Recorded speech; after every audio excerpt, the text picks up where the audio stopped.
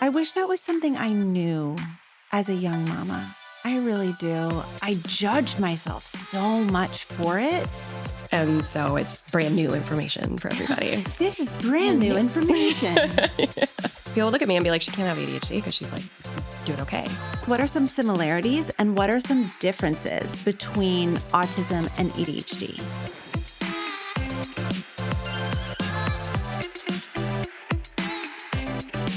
Hey, what's up? This is Kristen Carter, and you've tuned into the I Have ADHD podcast. I am medicated, caffeinated, regulated, and ready to roll. Today, I just have a guest that I adore, and I'm so excited to introduce you to her. Dr. Priyanka Rao is a licensed clinical psychologist based in Minneapolis and the founder of Asha Mental Health, a private practice specializing in neurodiversity-affirming and multicultural inclusive mental health care. She's an executive coach for leaders and entrepreneurs, especially those with ADHD. And as a late diagnosed ADHDer herself, Dr. Rao brings both professional expertise and personal insight to her work, particularly in neurodiversity-affirming adult ADHD and autism assessment, which we're going to be talking about today. When she's not working, Pri enjoys chasing after her two highly energetic toddler boys, attempting to stop her comically large dog, Loki, from eating all of her kids' food and spending too much time watching every Hallmark rom-com she can find on Netflix. Now, listen, I adore this woman so much. She's been a client of mine for almost a year, and I feel so grateful to her to come and share her experience with me, with you. We're going to be talking about ADHD in women. We're going to be talking about the overlap between autism and ADHD, and we're going to talk about what does it mean to actually be someone who's focused on neurodivergent affirming care. What does that actually look like? What should you expect when you walk into an assessment? What are the red flags? And also, as someone who has personal experience, what does multicultural affirming care also look like? And so this episode is going to be so deep and wonderful. Please enjoy it. Pri, thank you so much for being here. You flew in from Minneapolis just to talk to me, and I'm so, so grateful. So tell us a little bit about yourself. So I am a licensed psychologist. I live in Minneapolis with my husband and two kiddos and comically large dog, as you mentioned. I have my own practice called Asha Mental Health, and it's a practice that's focused on neurodiversity-affirming and multiculturally inclusive care. So I just hired my first person. I'm expanding, which is very exciting. But we do therapy, so like individual, couples, family, and then neurodiversity-affirming autism and ADHD assessments for adults. I can't wait to get into all of that because I know so many listeners are just trying to find people to assess them who are not assholes. I was literally about to say the same thing. So I really do want to talk about that. But first, I want to know a little bit more about you. So you were diagnosed later in life. What does that mean? How old were you? What was that process like for you? Yeah, I got diagnosed, I think it was only 2.5 years ago. It was after my first kid. Oh my gosh. I had a practicum, like a training experience when I was in graduate school where I worked at a clinic that did neurofeedback, and they did a brain scan and just to kind of show me what it was like. And the psychologist I was working there was like, hey, do you have ADHD? And I was like, no. And ignored it. And then managed my way through school and things. And then after my first kiddo was born, like the sheer mental load of all the things I was balancing and juggling and keeping track of, I felt like my brain was imploding. And so that's when I was like, I think maybe I should actually get assessed. And I have a rockstar therapist, and she was like, yeah, you should probably do that. And so I did. And it sucked, but it was accurate, which was helpful. What sucked? When you say it sucked, what do you mean by that? Yeah, it sucked in that, first of all, just caveat, as a psychologist, I have a pretty high bar for what I think an assessment should look like. Yes. It felt very half-assed. It felt like I was in there maybe an hour total. I don't really feel like they asked a whole lot or really got to know me at all. The report I got back was 2 pages and mostly tables. And so it didn't really have a lot of useful information for me. So luckily, again, being a psychologist myself, I already knew what I needed to know and I knew where to find more. Yeah. So it didn't really impact me, but it did make it very clear to me like how lacking a lot of assessments can be. What not to do. Yeah, which kind of sparked the interest in specializing in that myself. When you were diagnosed, what was the experience like for you of like receiving the diagnosis? Was that a relief? Did you feel badly about it? Did it make you feel better or worse? I guess is what I'm curious about. Yes. Both. All of the above. Really validated because I was like, okay, so this is hard because it's hard. It made a lot of things make sense. And then I started learning more and more and had so many of those like, that's ADHD too moments. And then it was also like sad. There was a lot of grief for like, oh my goodness, what could I have done had I known this sooner? Especially the first time I took meds and my brain felt like it turned on. And then I remember being like devastated that night because I was like, what would grad school have felt like? What would college have felt like? What would managing my like newborn have looked like had I known this stuff sooner? So definitely the mixed bag roller coaster scenario. What did grad school feel like for you as an unmedicated, undiagnosed person with ADHD? It was like chaotic is probably the best word in that I've always been a good student. I care deeply about school. That's the Indian in me. So I always got good grades, but procrastination to the max. Yep. I somehow made it through most of college without ever doing an all-nighter, and I was starting to do all-nighters to get assignments done in grad school because I would wait until way too late and the scope was just way bigger. Keeping track of like all the things I needed to do because there was a lot that I had to do on my own time and a lot that was due concurrently. I mean, I've managed that in college. In grad school, it just felt like a tish harder because then we also start working part-time for all the training experiences. Okay. So I just like, it was a lot of procrastinate, scramble, pull it off, crash, do it again. Dang. Yeah. Oh, that, I feel like we could make like a visual, like an Instagrammable visual. Procrastinate. What did you say? Procrastinate, scramble, pull it off, crash, do it again. Dang. Yeah. It's so interesting because you're obviously like highly intelligent, a hard worker. You said you care deeply about school. So you did have everything going for you as far as like maybe never being diagnosed. Yes. Because you were like, these are things that you were already doing and you were caring about school. But what was the tipping point that just made it like too much for you? It was, like I said, after my son was born. Yeah. I was like in a constant state of overwhelm. Yeah. Like in grad school, I would hit pockets of overwhelm, but then we'd push through the deadline and then I'd be fine again. In motherhood, there's no like deadline to push through ever. And then the sleep deprivation. So I was like perpetually overwhelmed.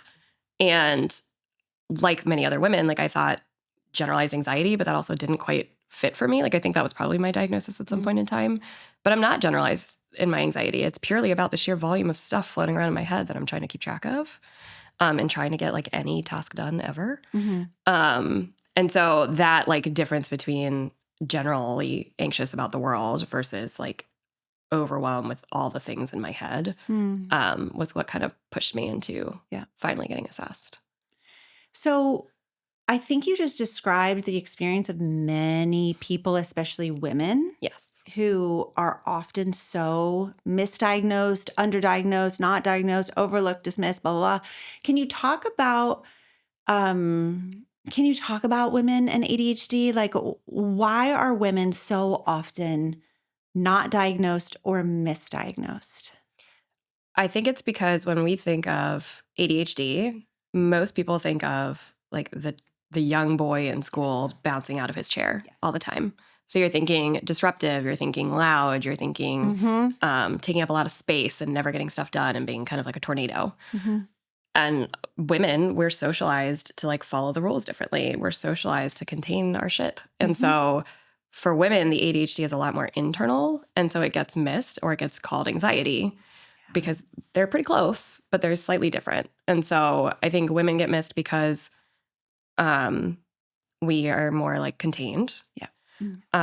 We don't tend to verbalize as often when we are struggling, and then we tend to get dismissed.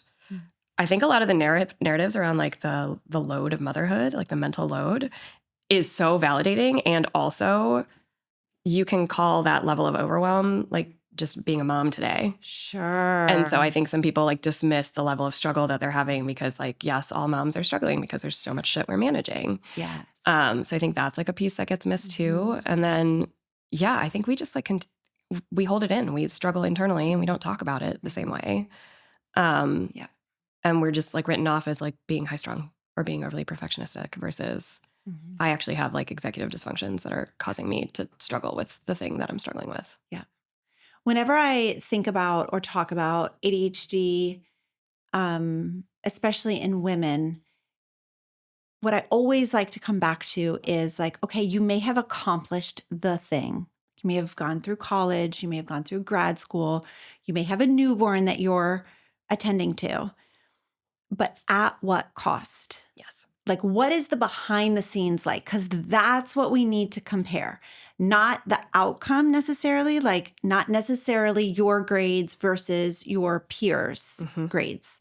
That can sometimes give good information. But for somebody like you, who's intelligent and driven and who's always loved school, that's probably not going to be a very good evaluation of whether or not ADHD is present. It's what's the behind the scenes like compared to your peers.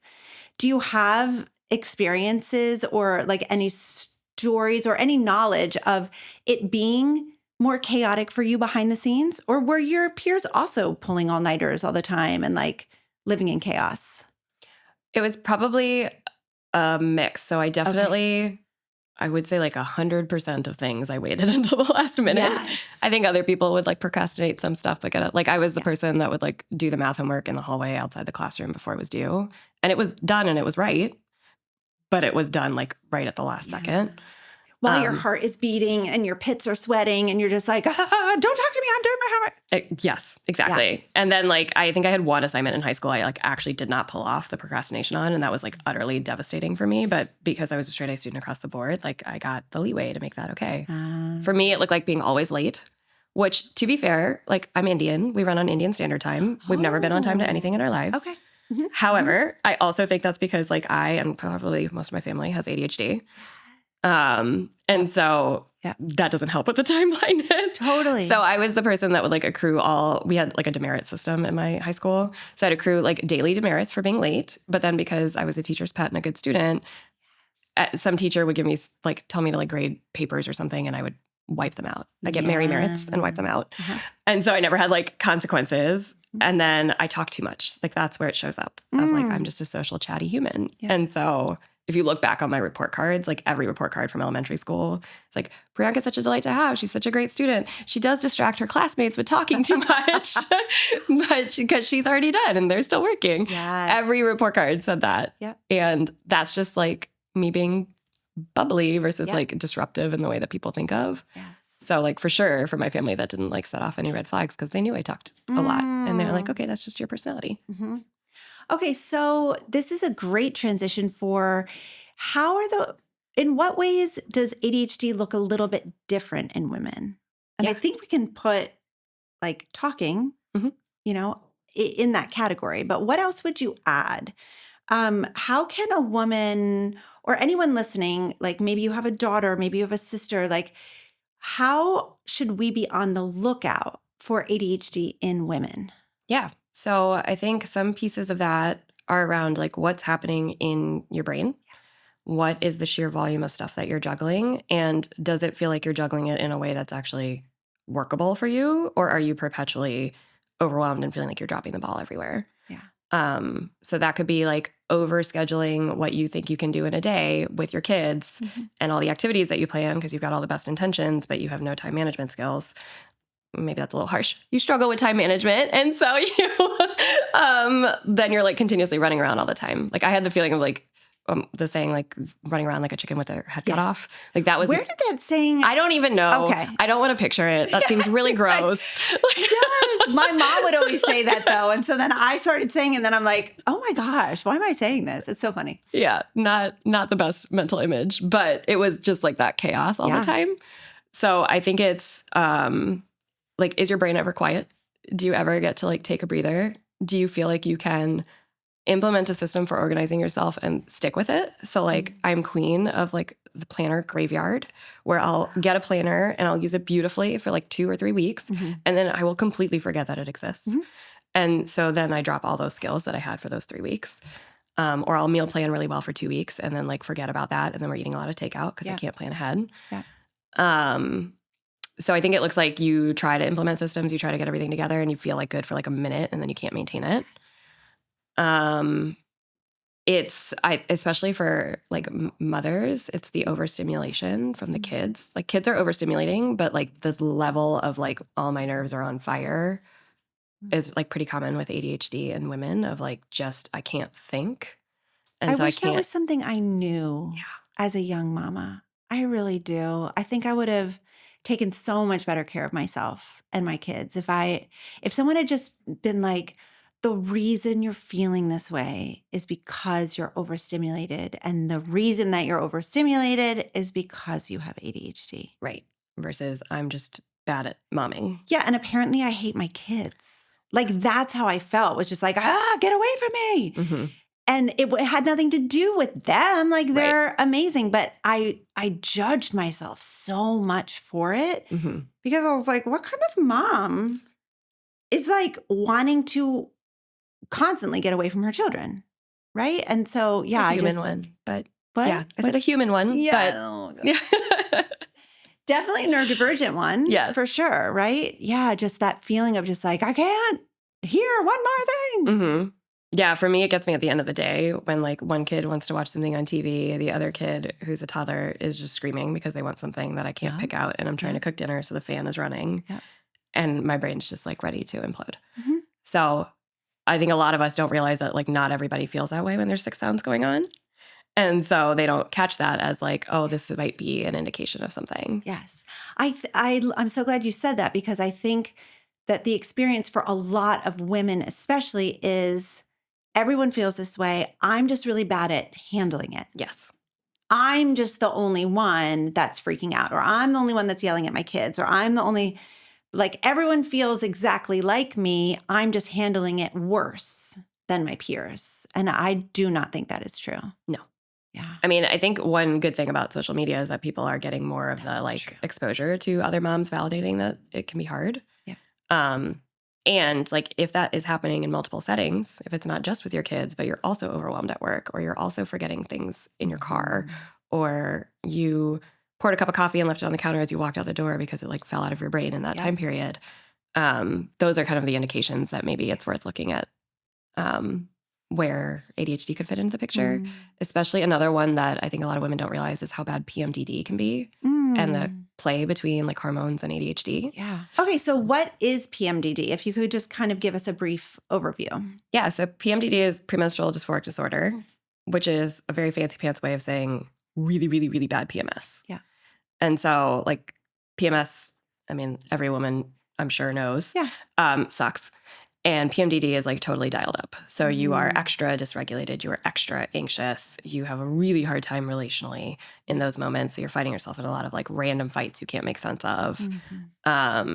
It's just like a wild hormone swing. And we're finally doing some more research on hormones and ADHD and the play between the two and how much they get influenced. So I think a lot of women who have that like really intense like hormonal pattern are also often neurodivergent. Like there's like just a lot of overlap between the two. Can't tell you the stats on that, but I know that they're doing more research on like how that fits, which is also why a lot of women are getting diagnosed in perimenopause or menopause because again, the like estrogen changes are exacerbating the ADHD. But of course, because we're women, that hasn't been well researched. And so it's brand new information for everybody. This is brand new information. That's so annoying. Oh my gosh. Okay. So that's just like another fun facet of being a woman with ADHD. Is there anything else that you feel like is kind of specific to the experience of a woman with ADHD? So we talked about like talking a lot, the internal experience, the mental load, but like times a million, the hormonal swings. Is there anything that we've left out? I think again, anecdotally, I don't know that I could back that up with a stat, but I think women tend to lean really hard into the perfectionism and to feel that rejection sensitivity pretty intensely too, because we're socialized to be very socially agreeable. Yeah. And especially in the workplace, like we are up against a lot of biases and misconceptions and things. And so the perfectionism kicks into like super high gear. So these are the people that are like continuously trying to people please and trying to like mitigate any mistakes and are doing like the most and then some for what they need to be doing. And so I think we like hyperfixate a little bit on some of the social pieces in a way that's different from how men do with ADHD. Yeah. Yeah. Not to say that they don't experience the same struggles or the same rejection sensitivity, but when I'm like talking to women who are later diagnosed, that's what I'm hearing a lot of is I'm so anxious at work because like I'm managing people, but I don't want anyone to be upset at me, or I have to like absolutely get this thing right. And so I'm like checking and checking and checking and making sure that I've got it like exactly perfect because I have to prove. Yeah. And I think that's part of why it's hard to catch because like imposter syndrome's real and there's so many societal like differences around the expectations for women and the like biases that we're working against in the workplace. And then those just play with the ADHD so that it becomes that much harder to catch that like what we're doing is dialed up. Yes. So how can women do a good job of advocating for themselves?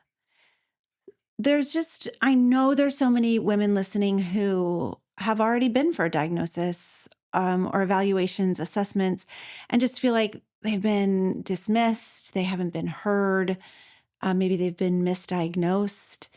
And I'm just curious if you have some words of wisdom as far as like, how can a woman advocate well for herself in the assessment process?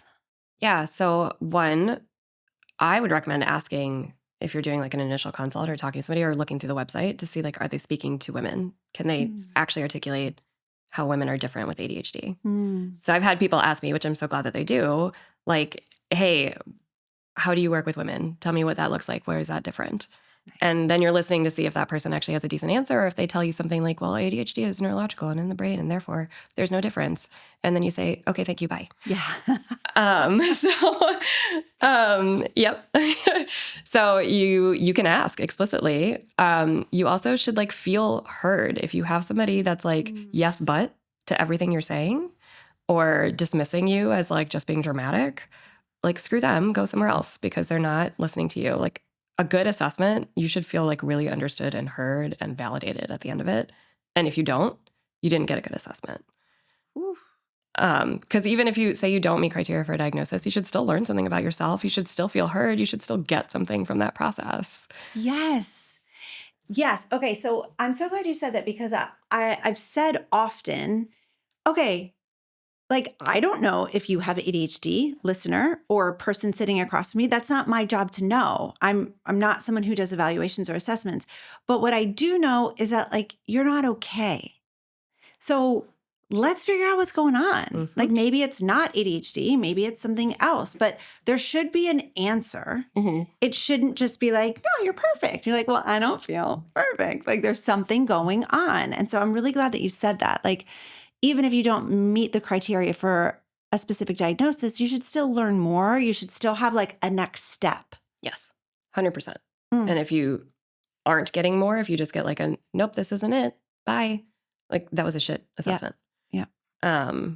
So yeah, you should definitely be able to learn about like your executive functioning skills and where like growth edges are or where you could learn more about things. Yeah. I think a lot of times what happens is women will go into an assessment and the assessor will take behavioral observations or collateral information, like your partner fills out a survey for you. And if like behaviorally you seem put together and calm or together, like on it, and then your partner says like, no, they're fine. They're just, doing a lot. The non-affirming providers are the ones that like aren't well-versed in what women looks like. They're going to say like, sorry, you were able to stay focused. You could do this one test just fine. And therefore you can't have ADHD. Yes. And that's bullshit. Because when you're being tested, you're going to pay attention better. And when you're a woman, you're going to contain yourself differently. Or maybe not. Maybe you are all over the place. Some of us are. But like just because somebody else doesn't see it doesn't mean it's not happening. And I feel like that is where most women get like discounted because like for me, like I can sit still, I can have a conversation, I can stay focused on something I care about. And then like if you gave me a test, I would do really well because it matters. And so like people would look at me and I got a doctorate. Yeah. People would look at me and be like, she can't have ADHD because she's like doing okay. Yep. And in my brain, it's like squirrels running around in there. And so like, yeah, like it's the way to advocate for yourself is to ensure that the person is paying attention to your internal experience and believing that over what somebody else might see externally. That was it right there. Making sure the person assessing you is paying attention to your internal experience. Huge, huge, huge, huge. Oh my gosh. Thank you so much for that. That was it. That was so good. Okay. So let's transition a little bit here because I know that you work with people who are getting assessed for autism. Yes. And there's a lot of overlap between autism and ADHD. And I just wanted to hear your thoughts about that. Like, what are the similarities? What are some similarities? And what are some differences between autism and ADHD? Yeah, so there is a lot of overlap and like distinguishing between the two can be a little bit tricky. So where things are the same, you often see executive dysfunction with both. So struggles with time management, organization, planning, working memory, etc. You can have sensory sensitivities in both. Usually the degree of like distress or disruption from it is higher with autism, but I mean, both can be pretty hard. You can see relational impacts in both. So like some ADHDers have like a hard time with reining in the impulsivity and then like want to talk about the things they're hyperfixated on. And then it gets a little bit like annoying for some of the people around them from time to time if there isn't that self-awareness. And so you can see some social differences with both, but the key differences I think are in like how that feels internally. And so for autistic folks, like they just have differences in how they communicate and differences in like what kinds of social interactions feel really good to them. And so it's usually less about like reining in impulsivity and more about like feeling out of sync with people until they find their people. So it's a lot of like, I hear a lot of folks mentioning things like, I feel like people got a rule book for what they're supposed to do in a context. And like, I just didn't get that rule book. So I had to learn it. Yeah. And that right there is, again, where like the internal experience matters more than the observation, because like if you're an adult who hasn't been diagnosed yet, you're probably pretty high masking, which means you probably have learned to do pretty well in social situations from an external perspective. But internally, it's so exhausting and it's so much active thought. And you're maintaining the eye contact, but you're thinking about, okay, how long have I been making this eye contact? Is it too long? Is it too intense? Do I look away? Do I need to look at you again? Mm-hmm. And it's all this like active thought. So, like, I think one of the good distinguishing factors is like how much active mental effort is it taking to do some of those social pieces that for neurotypicals or allistic, meaning non-autistic people, is more like a automatic implicit process. Yeah. So they're not putting the same thought to it. So I think that's one of the distinguishing factors. With autism, you usually see a little bit more of the like sensory sensitivities being like disruptive and exhausting. Can still happen with ADHD though, so that's a kind of a fine line. And then a lot more preference for like sameness and routine. ADHD brains like do really well with with routine. Yeah. Because we need that structure. Yeah. The sameness part is a little less appealing to us because we're always like dopamine seeking. We always 100%. Want like the next shiny thing. Yeah. For autistic brains, like their brains are processing so much information all the time that they're on overload. And so routines and sameness like provide some mental relief. And so that preference for the sameness, which like gets pathologized as being like rigid, is actually like trying to give your brain a break. If you know exactly what something's going to taste like, you don't have to put like brain cells towards that and you get to like breathe a little. Okay, so this is so interesting. I have a son who was recently diagnosed with autism, and one of the things that he said in recent years as he's gotten older and just had more language to express himself, he wants things to remain the same, even when it's not necessarily a good thing. And he'll say like, I just want it to stay the same. And I'm like, but it's not working. And he's like, I don't care. It doesn't matter. So like, for example, he goes to bed at a certain time, no matter how tired he is, no matter how well he slept the night before, no matter what the circumstance, no matter what time he has to get up the next morning, it's the same bedtime. And I'm just like, but like, you could go to bed earlier because like you're tired. And he's like, no, I go to bed at this time. I'm just like, I don't understand. So that's actually really, really helpful to hear you say that because I've learned so much about his experience from him, but that is something that he hasn't been able to verbalize is like it being the same is actually like a relief. And it makes it so that I don't have to put brain cells toward, I wonder what time I should go to bed. It's like, I go to bed at this time every night, no matter what is happening. It's fascinating. Yeah, I think that's one of the, like, when we're talking about like misconceptions around these diagnoses and like more like ableist or judgmental like interpretations of that, like, yeah, what you hear is like they're unnecessarily rigid. They're really stubborn. They won't change. They're only focused on what they need. And that's so unfair because they aren't. They just like need a brain break. And so like when something is predictable and the same and follows the same pathway, it's easier. It's less draining. It is like one more thing in a world that is continuously overwhelming and unpredictable that they've got like a handle on. Yes.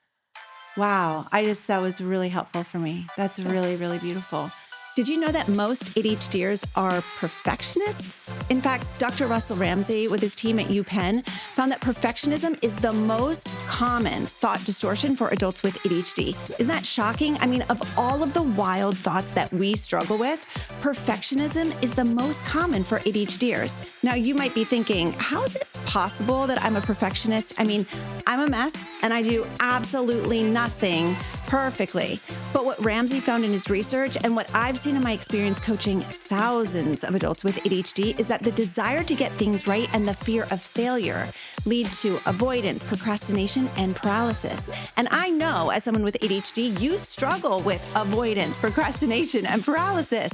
So ADHDer, I've put together a 4-part course for you for free that will help you to understand your perfectionistic tendencies and overcome them in an ADHD-friendly way so that you can get shit done. I mean, that's what we all want, right? So click the link in the episode description for this totally free course. It's a 4-part video series that I've already taken my ADHD clients through. So it's tested, we know it works, and it doesn't suck. We have a great time. So click the link in the description to check it out. For you as someone who is assessing people who are coming in and they're just like, is it autism? Is it ADHD? Is it both? I don't know. How do you unpick that? How do you because there's so much overlap between it. Yes. So I don't know if you're allowed to say, because I know there's like test security and stuff like that, but like, how do you as someone who is sitting face to face with a neurodivergent person trying to help them to figure out like, is this autism? Is it ADHD? Is it both? How do you figure that out? It takes a lot of time and like conversation and digging into things. And so that's why like if somebody is doing an autism assessment that takes an hour, like there's no way. Oh, you mean if someone goes for an assessment and it's just like bada bing, bada boom, like no. Yeah, no, because like like I can't even talk to you for an hour. Like, how am I going to cover your whole life and all the things? That's so true. The best way to do it in a way that's affirming as well versus coming from like a medicalized deficit-based model is to like really dig into like the different parts of their life and how they're showing up in different ways. So there's like a lot of great measures out there that are more affirming in nature that are kind of more like semi-structured interview style. And so they're going to tease apart the parts where it's like, is this like seeking new stimulation? Is this like the dopamine seeking? Is this the like true just like executive functioning? Or are we seeing some of the other like social differences and preferences around sameness and some more of the stimming behaviors and those kinds of things? And so you kind of have to look at it all. It's really hard to just look at one and not the other. And because the co-occurrence rates are so high between the two, it very well could be both. And when you have both, you often feel like there's two parts of you that are at war with each other. There's the part of you that like wants the sameness and the rest, and the part of you that really wants to try the new shiny thing. And so you try the new shiny thing and then you crash. And so you're kind of like always like, it's tough, like, because the two different parts of you kind of crave different things. And I like, honestly, out of my like assessment experience, like most folks that have come to me have had both. There's some that don't, obviously. Sure. But the prevalence rates between the two are like really high. Yeah. So I think a good assessment for ADHD, should always include a screener for autism because like it's just like smart, I think, to look for both because like, what if like it's another one of those things where you just figured everybody struggled in the same way that you did, or that you were just different somehow, but you weren't quite sure why. So my hope is that like everybody's including a screener at least in an ADHD eval, and vice versa. Like if you're doing an autism eval, you'd also be screening for ADHD. Wow. I don't think that's happening. Yeah, it probably isn't. Okay. It should be. I'm glad that you are doing it. I'm really glad you're saying it on here. I know we have a lot of clinical psychologists that listen to the podcast, and I'm glad that you're saying it because there's such a high prevalence of overlap. Like that just makes sense. So a lot of people come to me after they've had an assessment and they get, say, an ADHD diagnosis, but then they feel like a big chunk of their experience doesn't quite get explained with that. So they still feel like something's there that's being missed. Or folks have gone for an autism assessment, been told, no, you're not autistic. And then like they read their report and they're like, are you sure? Because it kind of looks like I might be, and that kind of makes sense for me.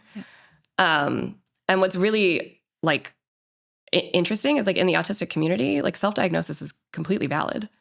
Like if you have questions and you're reading the things and you feel like it fits for you, awesome, that's valid.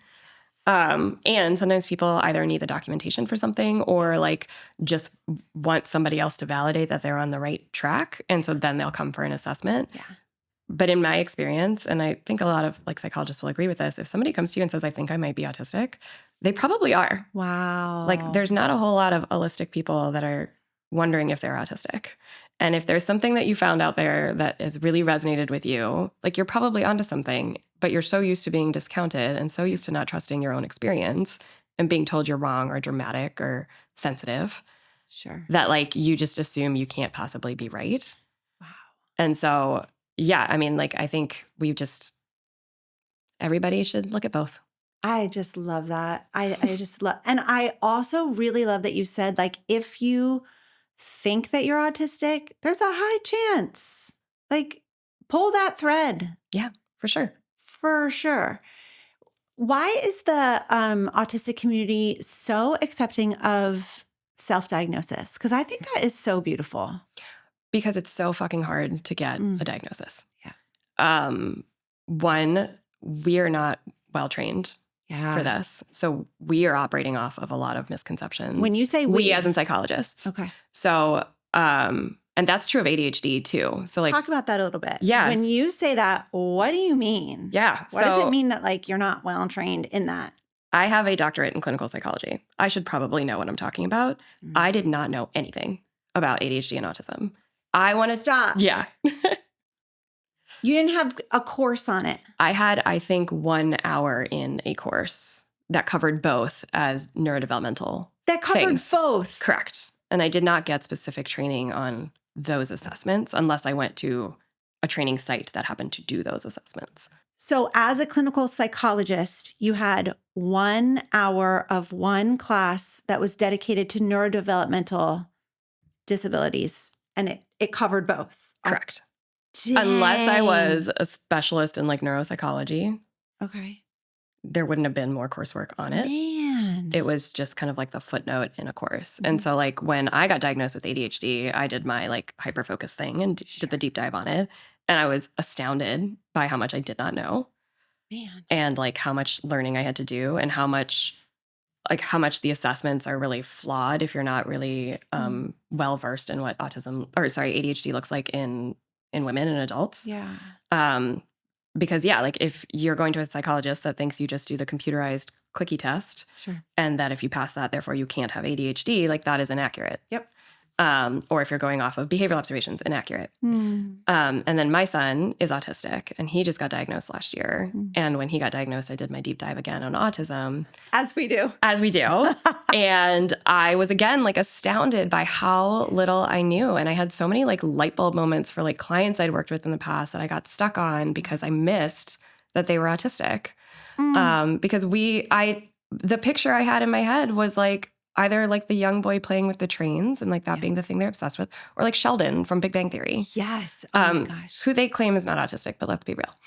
What? Yeah. Like I didn't know they claimed that. I'm pretty sure the writers said that like he wasn't silliness. meant to be autistic, but like he's absolutely autistic. 100%. And so is young Sheldon, obviously. Yes. Yes. Oh gosh, that's funny. But I mean, like that was what was in my head too. Yeah. And again, psychologist here, like I should be better versed than the average human. Dang. And so then like learning more about what autism actually looks like and learning about it from like a neurodiversity affirming lens, as in these aren't like deficits and problems and disorders. These are just like your brain is wired differently. And so you need different things. And when you're in a context that matches that, you do just fine. Yes. Like you're not doomed. Is that how we know that it's not a deficit? Is if we're in the right environment, we're actually just fine? Yes. Mm. Which like, I mean, a lot of ADHD too, Yep. like when you've got the right supports in place, like you can be okay. Yep. But yeah, for like the autistic folks of the world, like I think we live in a society that is very unfriendly Agreed. for like an autistic neurotype. Agreed. And so like, no wonder you're struggling. Yeah. No wonder you're struggling. But like, if I could give you sensory breaks in the middle of your day, if your boss would let you work remote so you're at home, if we just told your friends to be cool with like you disappearing off the grid for a bit when you're burnt out and then coming back and talking about like your area of interest, awesome. Like we'd be good. Awesome. Yep. So again, like I said, I was just so astounded by how ignorant I was as I was learning about it. And so it became like really like personally important to me because like I want my kid to grow up in a world where people are affirming and that people are understanding of like the awesome shit he can do. And then also like professionally, I was so like saddened to see how few people are well versed on like what an autism diagnostic process looks like. Yeah. That I was like, all right, well, this is where I'm going to channel on my learning because I don't work with kids. And so I'm going to do it with the adults. Yes. And like the need is so high. So this was a very long way to get back to your question of like, why are people accepting of self-diagnosis? I forgot about that question. Put two ADHDers in a room together. Love it. But like people are accepting of self-diagnosis because like finding providers that are well-versed on it is really fucking hard. Yeah. Getting like access, it's expensive to get assessed. And many of us either don't take insurance or limit how many insurance spots we have because insurance like is such a horrible system that so underpays and puts so many like administrative hurdles in place. And so like access from that perspective is really hard. So you're going to get like invalidated. They're going to go off of like old info and then it's going to cost you a fucking fortune. Yeah. And so people have been doing their own research and people have been finding it for themselves and people have been like, yep, this resonates for me and I'm going to like act accordingly. And yeah, that's valid. 100%. You are the best judge of your own experience. Yeah, I love that so much. Let's talk for a moment about neurodiversity affirming care and just like why that's so important to you and what does it even mean? Yes. So let's just start with like, what is neurodiversity affirming care? What does that mean to you? Yeah. So it's operating off the basis or like the concept of like neurodivergence, which means there's a lot of different ways for brains to be all great, all valid, versus there's a right way for your brain to be, and that's like the right functioning. And then everything else is like a deficit or a problem or a disorder of said functioning. And so like when you look at ADHD brains, autistic brains, OCD brains, like they are quite literally like wired and structured differently. They're like hyper connected in certain ways and they process information differently. And that's why like a fun example I have is like when a non-autistic person looks at a forest, they see the forest and then they might zoom in on a handful of trees and then they find like the one tree in the front that's got like the cool bark and they look at that. An autistic person's probably going to go in reverse. They're going to see the bark first and then they're going to go, oh, that's on like this tree. And then, oh, check that out. There's lots of trees around there. And then here's the forest. So they're processing information in a different order. Yeah. And they're taking in more detail because of the brain being hyperconnected than non-autistic people. And so they're processing at a different pace because they're processing a greater volume. And so like those kinds of understandings is based on the idea that like that brain is like equally legit to the ADHD brain, which is equally legit compared to like a neurotypical brain. And that like if biodiversity is important from like a biological standpoint, why wouldn't neurodiversity be? Yes. And so neurodiversity affirming care is recognizing that. It's like holding that at like the core of how you're looking at somebody. You're not looking for deficits. You're looking for like differences. You're not helping people understand where they're like problematic, but instead asking them like, how would you like to be? Like, it's not inherently problematic to not be a social human. No. If you're content there, cool, stay there. Yeah. But like, if you're not neurodiversity affirming, you're going to be like, well, you have to like socialize in XYZ ways. You have to learn to make eye contact. You have to learn how to do small talk. Why? Who decided that was the best? Small talk's the fucking worst. Yeah, it is the worst. So I think when you're talking about neurodiversity affirming, it's become a really big buzzword right now. And that's been like driving me bonkers because everybody wants to put it on their website and say that they're neurodiversity affirming. And then you go to look at their stuff and they're not because they've just picked up the buzzword. So what are the red flags? How can we figure out if somebody is or isn't neurodiversity affirming? Yeah, look at how they are talking about assessment and like diagnosis. So like all of us should have websites that talk about what we're doing and what we're assessing for. Now, are they framing it in like deficit language? Are they talking about all the things you can't do? Are they like naming some of the questions you have or some of the feelings that you have and so in a way that you feel heard? If they have a puzzle piece, they're not affirming. Oh my gosh. Let me just put that out there. If the puzzle piece icon is there, go another direction. Puzzle pieces are out, y'all. Yes. Don't do it. Yeah. If they're saying person with autism instead of autistic person, they're not affirming. Yeah. And if you're talking with them about their assessment process and they're talking about requiring a collateral interview versus asking if you'd like one, that's not very affirming because for a lot of people it's not safe or everybody in their life discounts them. And so if you're going to believe that collateral report over what I'm telling you I'm struggling with, you're not being very affirming. Yeah. Love it. Some other like maybe green flags versus like a red flag is if places are asking you, like if they're offering like telehealth, that can be really neurodiversity affirming for people that get really overwhelmed in new spaces or with traveling to places or sensory input so they can be in their own environment. That could be a sign. If they are asking you about like sensory needs, scheduling needs. Love. So like in my assessment process, every client gets a specific form. It says like, do you have any concerns about like the duration of the appointment and whether that would be comfortable for you? Do you have any like sensory sensitivities I can be aware of? Please dress comfortably because I really don't care how professional you look. Right. I'll open everyone being like, you can wander around, you can fidget with stuff. I have a box of fidgets that I take with me. Like you don't have to look at me ever. How do you answer questions best? Do you need to talk it through? Do you want to write something to me? Do you want to send me a voice note? Like what is it that can help us make this it's a dream accessible for you? Because just because I communicate one way doesn't mean you do. And to assume that you should is like ableist in nature. Yeah. Yeah. Can you describe what ableist even means for somebody listening who's like, I don't understand what that is? Yeah. So ableism is kind of like based on the idea that neurotypical ways of being and acting and like non-disabled bodies are the gold standard. And everybody else should change to match that or work within that. And so that again means like, if you can't do this, there's a problem for you versus there's a difference there and they're both equally valid. Or you can see it with like physical disabilities too. Like if you have spaces that don't allow for access to different bodies, then that's ableist because you're assuming that like people should fit in this little narrow box and anything else is less than. And so in like the neurodiversity world, it's around like people should learn social skills training because they should know how to socialize like me, which is bullshit because there's a lot of research now on the double empathy problem, which is that like autistic people communicate differently than non-autistic people. And the autistic folks, have a hard time understanding the neurotypical norms, which is what we've always said, right? Like the stereotype used to be that autistic folks don't have empathy, which is utter bullshit.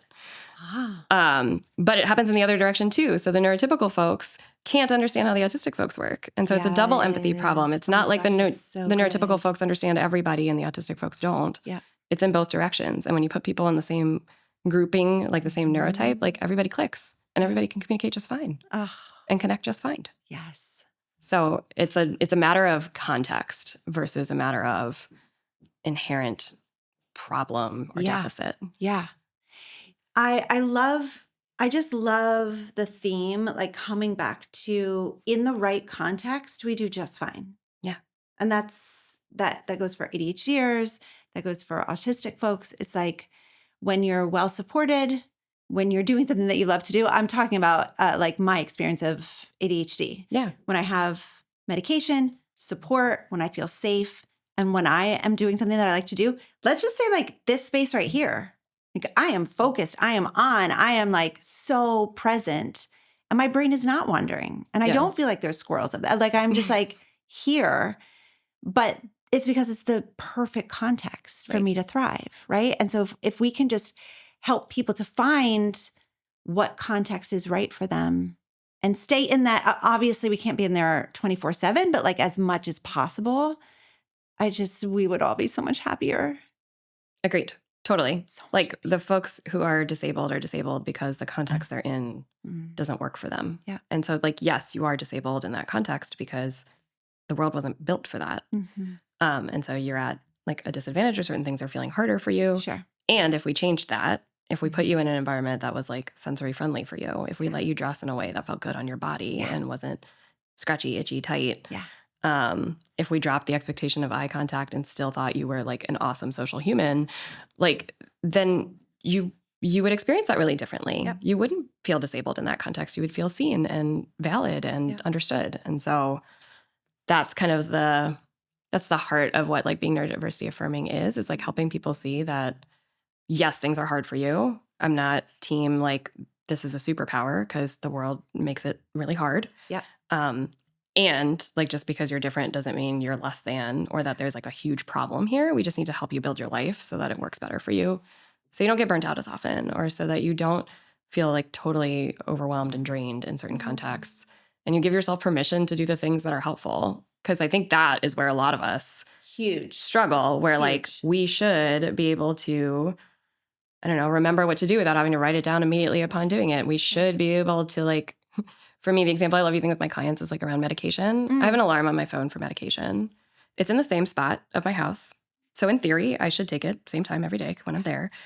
And I have learned that I cannot turn off that alarm until that medicine is in my body. Oh, I cannot turn it off as I'm heading up the stairs to get the medicine. Yeah. I've got to wait till it's in my body because if I turn it off at the bottom of the stairs, I'll forget by the time I get to the top. Dang.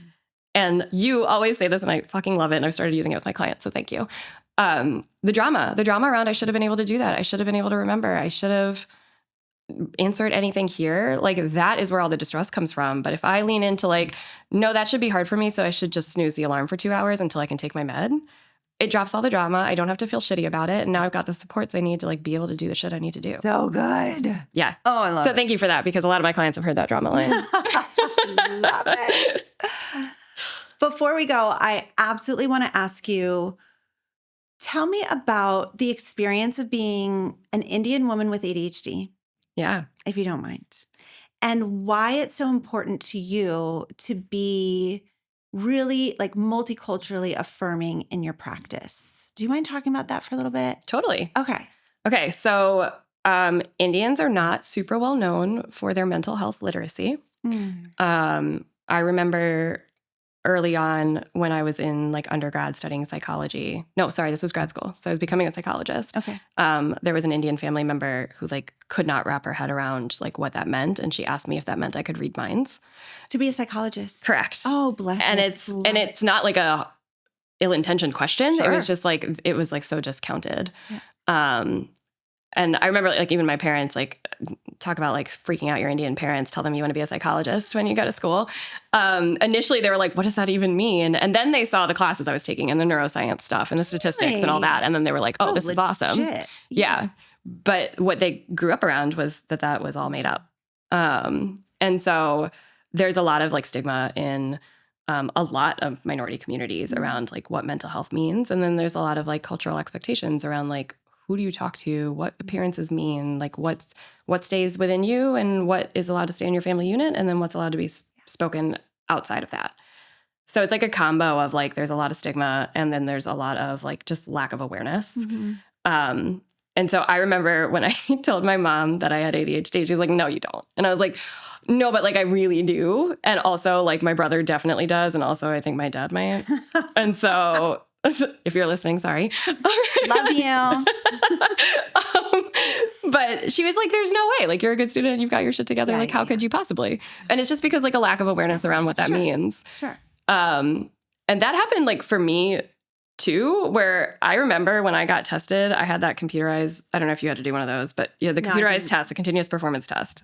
So they show you like shapes or numbers and you have to click every time you see it. It is the worst fucking thing in the world.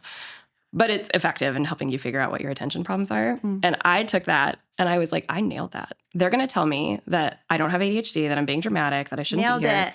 Like, I crushed that. There's no way that that's going to show ADHD. And I went to my results session and the feedback was I was in the 99th percentile for hyperactivity.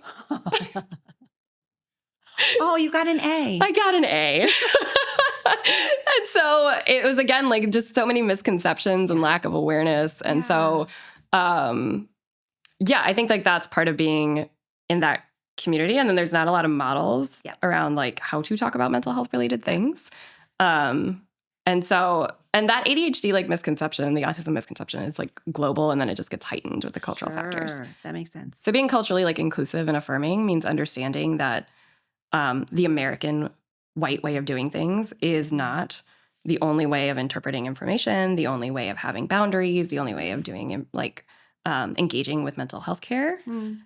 And I think like the field has gotten a little wonky around the concept of cultural competence, because I think like all of us have cultural competence requirements in our licensure exams and for our continuing education credits. But like, how the hell are you ever going to be competent in another? Like, that implies an end destination to me. Like, I am officially competent. Check. I did it. I know all the things about all the people. Yes. And then I think some people also lean too far into like asking questions like, teach me. And like, it's not a minority person's job to teach you, but you can ask questions within appropriate boundaries. You don't want to put all the label on them. So culturally inclusive care means like recognizing that people have different contexts, asking them what's important to them, asking them what their values are, and then not judging them if they're problematic or great based on our cultural norms here.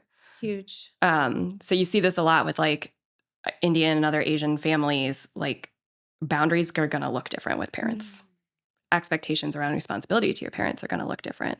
That doesn't then make that a pathologizing problem. That means you need to work in that context and help that person find the right like zone for them. So it's kind of keeping those factors in mind, understanding that like, again, all cultures, all ways of wanting to be are valid. You're helping somebody feel good about the life that they're living, the way they're living it, versus the way you think they should live it. Yeah. Oh, it's so good. That's really, really helpful to me personally. And I'm curious, actually, you said before we got rolling that like you're kind of a magnet for all like the brown people in your area. And I just like, that must be so wonderful for you as the recipient of just being able to support people, but then also like for the consumer, for the person going to you, it just must feel different and good. And I just think that's so beautiful. Thanks. Yeah, I've had clients appreciate that there's certain, especially the Indian ones, like there's certain things that they just don't have to explain or justify. And the biggest one comes around boundaries with family. Wow. Because so many therapists will tell them they need to like stop responding to their parents or stop taking care of them in X way or like set better boundaries. And like, yes, that's probably true in some degree, but not to the degree that that person might imagine. Yes. Whereas like with me, if you say that, I'm like, okay, cool. So you have to do what your parents said. What are we going to do about that? Like, how do we feel good about that? Yes. And so it's just like, we get to skip some conversations and like, there's a boatload of Indians. I don't know jack shit about most of them. Totally. So like, yes, I've got some baseline understanding. And what I'll do is I'll say like, okay, so this is how I look at this. Is that like how you're looking at it too? Or am I missing something? So it's some of that like humility I think is really important around like, yeah, I know some stuff and maybe not all the stuff. I just, you're really inspiring me to use more nuance in my own coaching. So I appreciate that you just are even willing to talk about it, because I am one of those people when I talk about relationships and boundaries that I am very black and white in that area. no pun intended. Why did I even have to say that? And I think that it's really important for me, knowing that I coach people from all over the world, you know, and in such different contexts culturally, to be a little bit more inclusive there. So I just really appreciate you sharing that. Yeah, that's awesome. So, my dear, how can people work with you? Because I want everyone to know, and I'm looking right at the camera, making awkward eye contact with you. Like Priyanka, Dr. Rao, she can assess you. And like, how amazing would that be? Oh, it would be so great. I want every single listener to just like find you, do the SciPac thing, and like 100% get assessed by you, because I feel such a safety with you that I don't with everyone, where I really truly feel like you create such a safe environment relationally. So thank you for that. And I can just imagine what that must be like for a client on the other end of that. So how can everyone who's listening to this podcast work with you? Yeah. So if you're looking for assessment, like the adult ADHD autism assessment, that's through my practice, Asha Mental Health. So that's ashamh.com. I am SciPac licensed. So what that means is you can look up the map online, but there's like a whole slew of states where I can do telehealth assessments. So that would be how to work with me for assessment, ashamh.com. And then I'm also working on building out some like coaching and support groups for late diagnosed folks through like my coaching practice. So that's asha-coaching.com. So I'm figuring out how to like kind of make the space in my calendar for both the assessing and then like the support after. And that's the ADHD struggle. Yes. Right there. Yeah. What do I work on first? I totally understand that. Do you work primarily with women, or do you work with men also? I work with men also. Okay. So I work with all adults. I do think I like have a particular specialty area in women, and especially on the ADHD side. Sure. But I think high maskers in general, i.e. the folks that have learned to kind of fake it and put all this energy into like holding it together and then kind of crash. Like that's been my like actual specialty zone across genders. I love that. Yeah. Thank you so much for being here. Thanks. I appreciate you. This was fun. It was so fun. So fun. We will link all of that in the show notes, and just make sure that people can get in touch with you easily. And this was so much fun. I really appreciate you. Thanks. I appreciate you too.